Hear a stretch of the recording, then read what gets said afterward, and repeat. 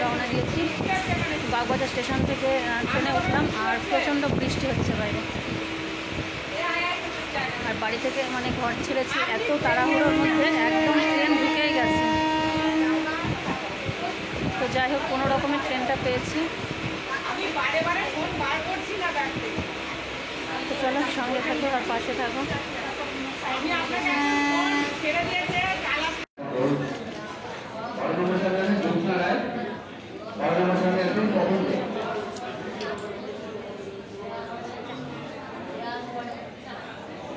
আমরা এখানে রানাঘাটে নেমেছি। রানাঘাটে নেমে এখানে ব্লাড টেস্ট হবে, তো ব্লাড দেওয়ার জন্য এখন বসে আছি। ব্লাডটা দিয়ে তারপরে আবারও মানে গন্তব্যস্থলের দিকে রওনা দেব। এবার কলকাতাতে করা যেত, কলকাতাতে করতে গেলে আবারও একটা দিন ওয়েট করতে হতো, এই কারণে চলে আসলাম বাড়িতে। এখানে এখন ব্লাড দিয়ে তারপরে রিপোর্টটা নিয়ে বাড়ি যাব, কারণ আমার যে ব্লাড টেস্ট ওটা 2 ঘন্টা ওয়েট করলে রিপোর্ট মানে পাওয়া যায়। আগে তো যেত, এখানে আগে বহুবার করেছি, এখন তো কলকাতাতেই করা হয়। তো এখানে প্রায় 2-3 বছর পরে আসছি। জানি না, অনেক চেঞ্জ হয়ে গেছে দেখছি, নিয়ম কি জানি না, তবে 2 ঘন্টা 2.5 ঘন্টা ওয়েট করলে রিপোর্ট পাওয়া যায়। এখন কথা বলে দেখো, তারপরে রিপোর্ট নিয়ে আমরা যাব। তো দেখো, ব্লাড দিয়ে আবার রিপোর্টও নেওয়া হয়ে গেছে। এই রিপোর্টটা 1-2 ঘন্টার মধ্যে দিয়ে দেয়, কিন্তু যেহেতু চেনা পরিচিত আছে তো 1 ঘন্টাও লাগেনি। প্রথমে রিপোর্টটা করে আমাকে দিয়েছে, আর আমরা রিপোর্ট নিয়ে আবার ট্রেনে উঠেছি। এখন বাড়ির উদ্দেশ্যে রওনা দিচ্ছি। আর এত ক্লান্ত, এত পরিশ্রান্ত কি বলবো। তো আমরা স্নান টান করে বসলাম, আর মায়েরও রান্না হয়ে গেছে, তো খাওয়া দাওয়া করবো।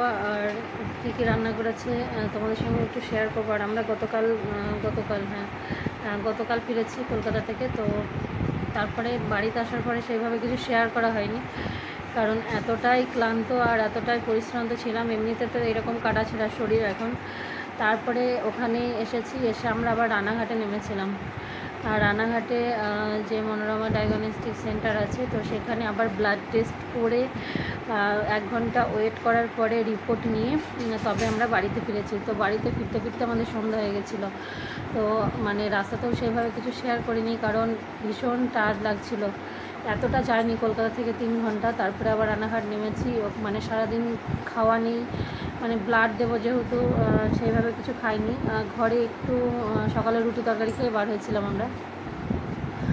তারপরে ব্লাড দিয়ে, আর আমার যে ব্লাড রিপোর্টটা ওটা 2 ঘন্টা পরে রিপোর্ট দিয়ে দেয়। কিন্তু ওখানে এতটাই পরিচিতি, মানে আমার যখন অপারেশন হয়েছিল 2007-এ, মানে হার্টের অপারেশন, তখন থেকে আমি ওখানে যাই। তখন আর ওদেরও 2007-এ কি 2006-এ ওটা শুরু, একদম প্রথম থেকে আমি ওখানে করতাম। এই 2 বছর মানে লাস্ট 2 বছর আর যাওয়া হয় না, কারণ কলকাতাতেই করিয়ে নেওয়া হয়। তো ওখানে অনেকেই পরিচিত, অনেকেই চেনে। তো গিয়েই ওরা চিনতে পেরেছে, বুঝতে পেরেছে। তো তারপরে বললো ঠিক আছে একটু বসতে। তো মানে 1 ঘন্টাও লাগেনি, 8 ঘন্টা 40 মিনিট, মানে যতটা সম্ভব। মানে ফার্স্ট আমার ওটা পরীক্ষা করে, ব্লাডটা পরীক্ষা করে রিপোর্ট আমাকে জানিয়ে দেয়। তো আমরা তারপরেই ট্রেনও পেয়ে যাই, চলে আসি। সেভাবে শেয়ার করা হয়নি। আর আজকে এখন এসে দেখো, স্নান টান করে এখন খাওয়া দাওয়া করবো। তো চলো, মা কী রান্না করেছে দেখি, আর তোমাদের সঙ্গে একটু শেয়ার করি। আর খাওয়া দাওয়া করি, খিদেও পেয়েছে আজকে ভীষণ।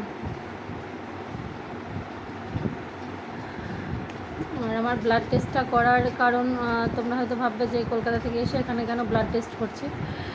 মানে পজিশনটা এমনটাই একটা খারাপ অবস্থায় আছে, মানে ঘাটা তো শুকাচ্ছে না। ঘা বলতে কি, সে অপারেশনের জায়গাটা তো শুকায়নি, কিন্তু আমার যে হার্ট সার্জারি আছে, যার জন্য আমাকে ওয়ারফারিন মানে রক্ত পাতলা করার ওষুধ খেতে হয় আজীবন, মানে সারা জীবন, যতদিন বাঁচবে ততদিন। আর ওইটার ডোজ যদি বেশি হয়ে যায়, যে কোনো ক্ষতস্থান থেকে রক্ত বার হবে, কিংবা শরীরে যে কোনো হালকা আঘাতে ব্লাড জমে যাবে। তো আমার দাঁতের, আর বিশেষত এইটাই হয়, এর আগে একবার আয়নার বেড়ে গেছিলো, তখন আমার দাঁত দিয়ে রক্ত পড়ছিল। তো এবারও দাঁত দিয়ে কিছুদিন থেকে রক্ত পড়া দেখেই আমি বুঝতে পারছি যে আমার আয়নারটা বেড়ে গেছে।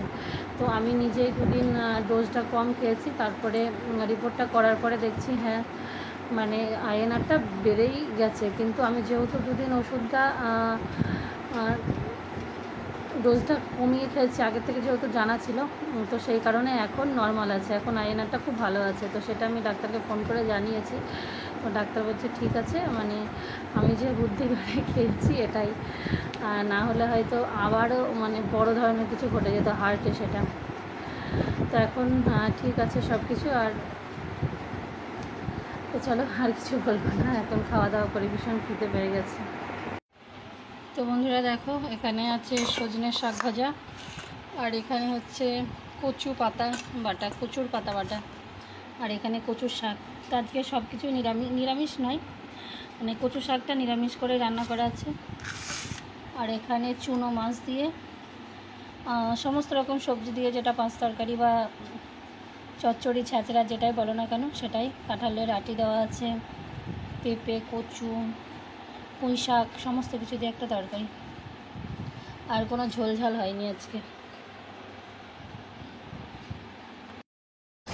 তো বন্ধুরা, আবারও এক দুর্ঘটনার কবল থেকে বেঁচে ফিরলাম। কারণ যে পরিমাণে আমার দাঁত থেকে রক্ত বার হচ্ছিল, এরকম যদি দীর্ঘদিন হতে থাকতো, নিজে যদি কন্ট্রোল আগে থেকে ওষুধের ডোজটা না কমাতাম, তাহলে আবার মারাত্মক মানে একটা ভয়ঙ্কর ঘটনা ঘটেই যেত।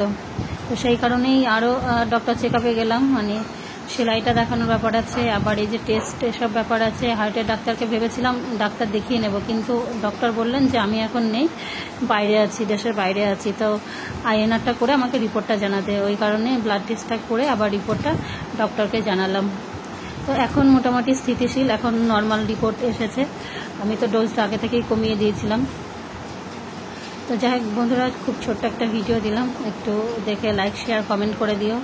নতুন হলে চ্যানেলটি সাবস্ক্রাইব করে নিও। আর ভিডিওটি কেমন লাগলো কমেন্ট বক্সে একটা কমেন্টের মাধ্যমে জানিও। তো চলো এখানেই শেষ করলাম, ভালো থেকো সবাই।